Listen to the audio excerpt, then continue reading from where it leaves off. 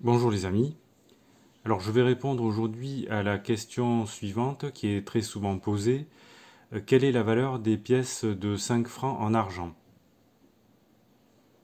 Mais avant de répondre à cette question, n'oubliez pas de vous abonner à la chaîne si vous ne l'avez pas encore fait, comme ça vous recevrez gratuitement des actualités sur les monnaies de collection. Et vous pouvez également cliquer sur le pouce j'aime sous la vidéo. Alors quand on veut répondre à cette question, donc quelle est la valeur des pièces de 5 francs en argent? Je pense que la plupart des personnes qui posent cette question pensent en particulier aux pièces de 5 francs en argent de type semeuse qui ont été fabriquées dans les années 60 et non pas aux pièces de type 5 francs en argent du 19e siècle qui ont été frappées dans le cadre du franc germinal, donc au 19e siècle, entre 1803 et jusqu'en 1889. Donc ce ne sont pas les mêmes pièces et elles ne sont pas du tout comparables ni en poids, ni en valeur, ni en valeur numismatique. En ce qui concerne les pièces de 5 francs argent de type semeuse, ce sont des pièces qui ont été frappées donc, dans les années 60 en très grande quantité, puisque plus de 195 millions de pièces ont été frappées. Et tout de suite, donc, on peut dire que ces pièces en argent, au type de la semeuse, ne sont pas rares du tout. Sauf exception quand même, il y a quelques pièces qui sont plus rares, les pièces d'essai, mais la plupart du temps, les personnes qui possèdent ces pièces et qui veulent connaître leur valeur, elles possèdent des pièces qui ont été frappées entre 1960 et 1969. Il faut préciser également que à partir de 1969, après cette date, les pièces françaises donc de 5 francs semeuses de type en argent ont été remplacées par des pièces de 5 francs tout à fait identiques, quoique un petit peu plus légères. Mais ces pièces, à partir de 1970, ont été frappées non pas en argent, mais en cupro-nickel, c'est-à-dire dans un mélange de cuivre et de nickel. Et par conséquent, on ne peut pas du tout comparer la valeur des pièces frappées entre 1960 et 1969 avec les pièces frappées après cette date, qui ne sont pas des pièces en argent, qui n'ont donc pas de valeur métallique intrinsèque, ou alors une valeur métallique extrêmement faible. Alors les pièces de 5 francs semeuses en argent, alors déjà on les appelle semeuses parce que à l'avers de la pièce on peut voir l'image classique, iconique de la semeuse, donc la semeuse en train de semer avec le soleil qui se lève en arrière-plan. Ce dessin, c'est vraiment une des plus belles réalisations de la numismatique française. Et on la doit à Oscar Rotti, dont le nom est inscrit en dessous de la semeuse.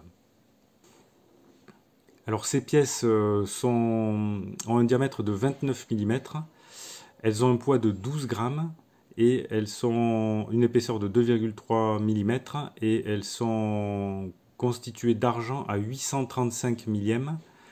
Ce qui fait que chaque pièce en fait contient très exactement 10 grammes ou 10,02 grammes d'argent pur. Ce qui fait qu'avec 100 pièces, on a 1 kg d'argent pur. Alors pourquoi les pièces ne sont-elles pas composées d'argent pur à 100%? Eh bien c'est parce qu'elles étaient destinées à la circulation courante et donc on pouvait s'en servir à l'époque pour les paiements du quotidien. Et c'est pour ça que ces pièces-là ne pouvaient pas être fabriquées en argent pur à 100% parce qu'elles n'auraient pas résisté à l'usure de la circulation. Donc toutes les pièces en fait en argent qu'on met en circulation, elles ne sont jamais composées d'argent pur, c'est un métal qui serait trop fragile et elles s'useraient trop rapidement. Donc il y a toujours un petit mélange supplémentaire en général de cuivre. Alors quelle est la valeur de ces pièces? La valeur de ces pièces, elle dépend de leur contenu métallique, en fait, du métal qu'elles contiennent, de l'argent. Et donc, pour connaître la valeur des pièces, il faut regarder quel est le cours, le prix de l'argent qu'elles contiennent au jour le jour. Aujourd'hui, à l'heure où je tourne cette vidéo, le prix du métal contenu par les pièces de 5 francs semeuses, c'est 6,64 €. Mais il faut savoir que les cours de l'argent varient. Alors si on prend les cours de l'argent donnés par la LBMA, qui est l'association qui donne les prix de référence mondiaux du prix de l'argent, on voit que pour les prix de l'argent, l'once d'argent, c'est-à-dire 31,103 grammes, coûtait 4,48 € en 1999, qui est la date la plus ancienne de la cotation. Ces prix ont pu monter à 31,63 € au plus fort de la hausse en 2011. Après, ces prix ont baissé à 12,94 €, puis ils sont remontés aujourd'hui à 20,54 € l'once.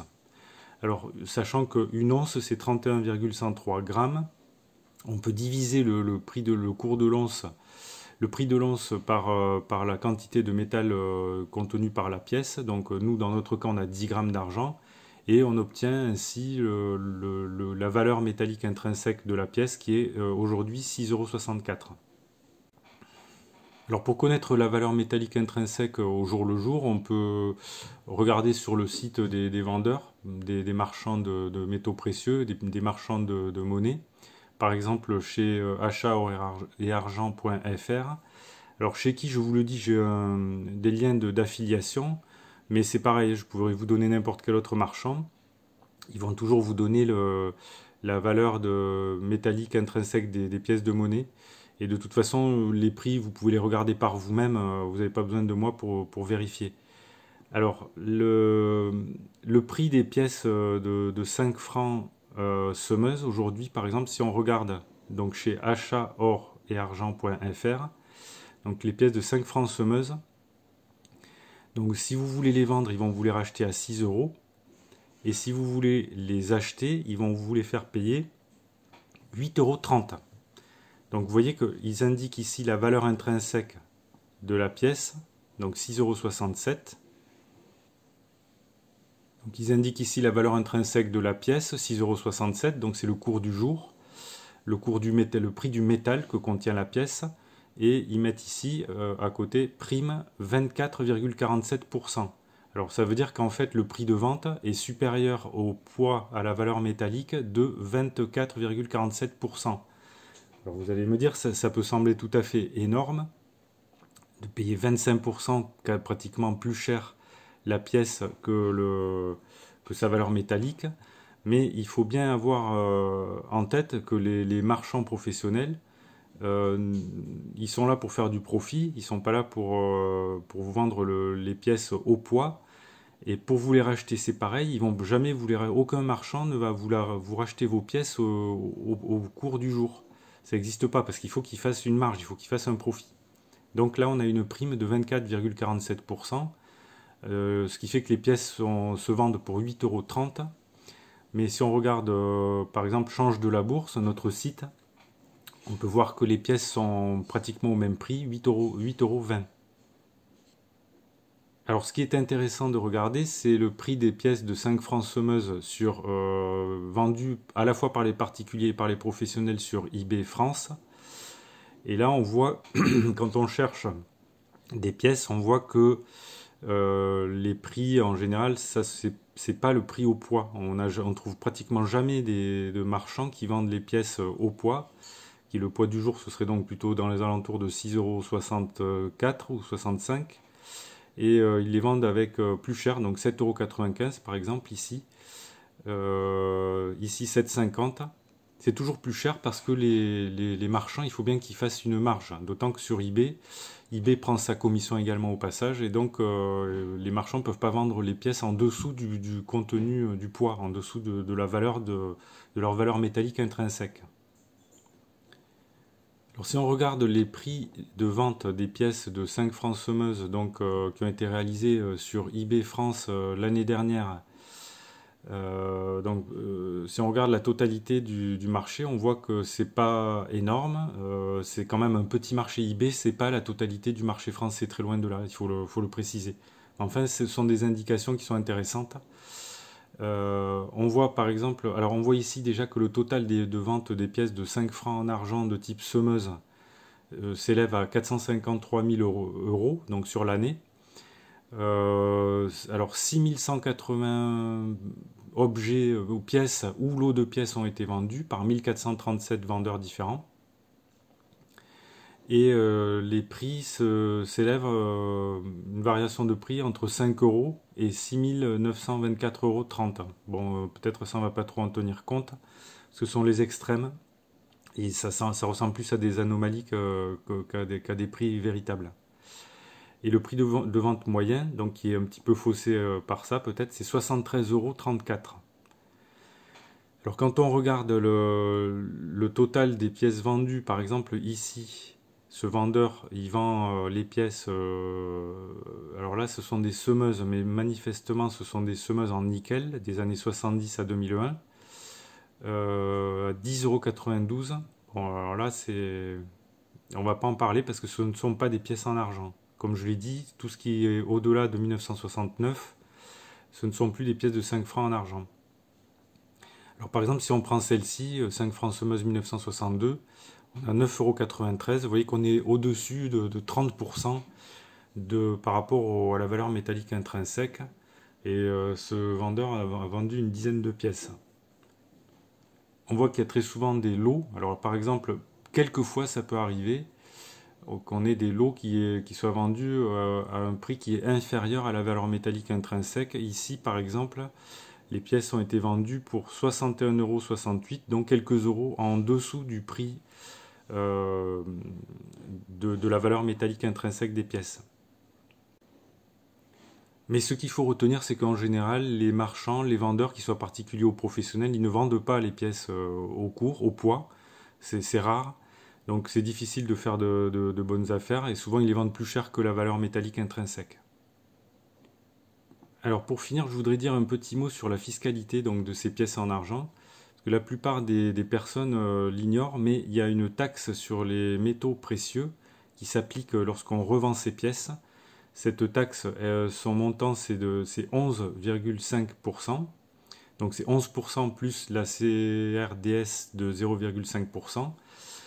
Donc 11,5% sur la totalité de la somme en fait. Donc si vous vendez, mettons, un lot pour 80 €, vous devez payer 11,5% de taxes sur les métaux précieux.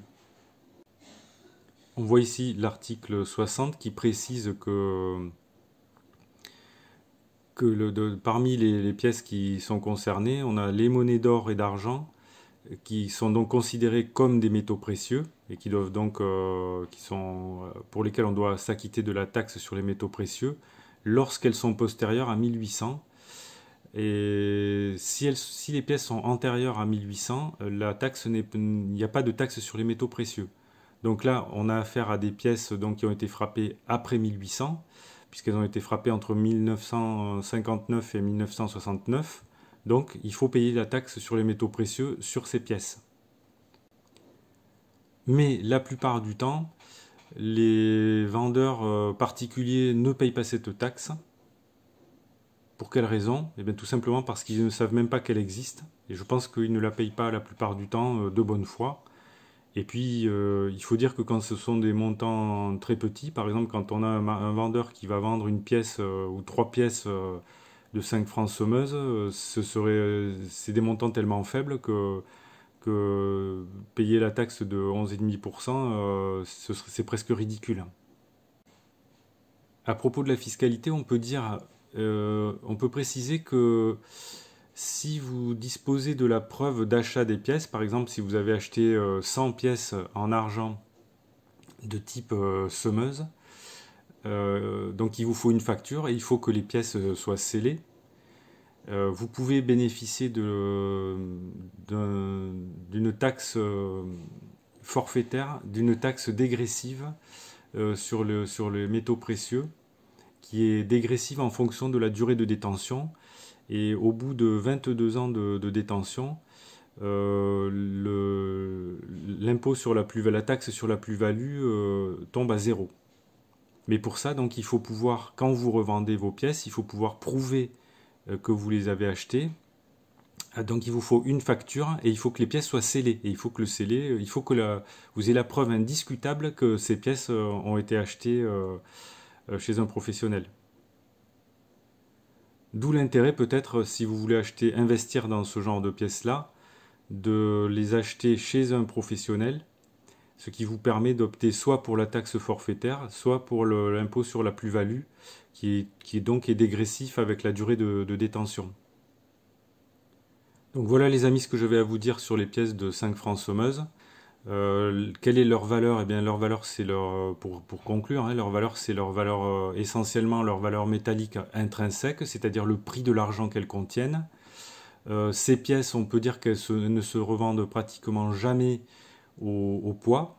Donc elles se vendent toujours beaucoup plus cher, hein. On l'a vu avec des primes assez élevées là d'environ 25%.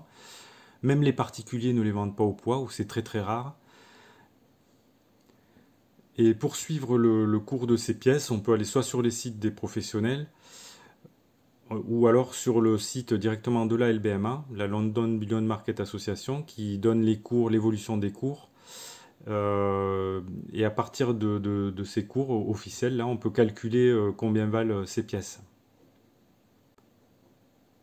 Si vous souhaitez acheter des pièces ou en savoir plus ou acheter des livres, vous pouvez cliquer sur les liens qui se trouvent sous la vidéo.